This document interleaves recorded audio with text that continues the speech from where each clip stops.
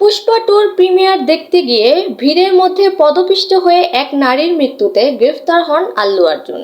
ওই ঘটনায় নিহতের পরিবার অভিযোগ দায়েরের পর গত 13 ডিসেম্বর হায়দ্রাবাদের বাঞ্জারা হিলসের বাড়ি থেকে গ্রেফতার করা হয় তাকে। পরে তেলেঙ্গানা হাইকোর্ট থেকে অন্তর্বর্তীকালীন জামিন পান অভিনেতা। এদিকে আল্লু অর্জুনের জামিন পেতেই উঠে এসেছে বলিউড অভিনেতা শাহরুখ খানের নাম। জানা গেছে 2017 সালের জানুয়ারিতে আল্লু অর্জুনের মতো একই ধরনের একটি মামলায় বিতর্কে পড়েছিলেন শাহরুখও। সে সময় রয়সর প্রচারের জন্য মুম্বাই থেকে ট্রেনে গুজরাট যাচ্ছিলেন তিনি। ভোটদ্বারায় শাহরুখকে দেখতে উপচে পড়া ভিড় জমেছিল। এ সময় তাকে দেখতে আসা ভক্তদের মাঝে কিছু টি শার্ট ছুঁড়ে মেরেছিলেন অভিনেতা। ফলে সেগুলো লুফে নেওয়ার চেষ্টায় হুড়োহুড়িতে পড়ে পদপিষ্টে মারা যান শাহরুখের এক অনুরাগী। এই ঘটনায় অভিনেতার বিরুদ্ধে মামলা দায়ের হয়েছিল। প্রথমে গুজরাট হাইকোর্ট, পরে সুপ্রিম কোর্ট শাহরুখকে মুক্তি দেয়।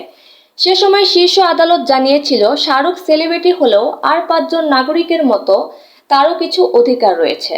তার খ্যাতি রয়েছে বলে সব ঘটনার জন্য তাকে দায়ী করা ঠিক হবে না।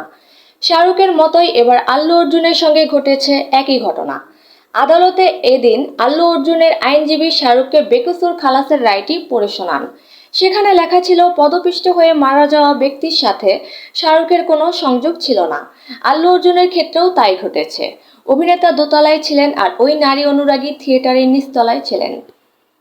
তিনি আরও জানান, রাত 9টা 40 মিনিটে সেখানে পৌঁছান আল্লু অর্জুন। সেখানে তিনি যাবেন বিষয়টি পুলিশও জানত, কিন্তু পুলিশ বা থিয়েটারের পক্ষ থেকে আগাম পরিস্থিতি বুঝেও কেন সতর্ক কিংবা আসতে নিষেধ করেননি অভিনেতাকে। শাহরুখ খানের ঘটে যাওয়া সেই ঘটনার উদাহরণ শোনার পর আদালত জানায়, আমরা নির্দিষ্ট সময়ের জন্য জামিন মঞ্জুর করব। মূলত এরপরই 50,000 রুপি বন্ডে অন্তর্বর্তী জামিন পান অভিনেতা আল্লু অর্জুন।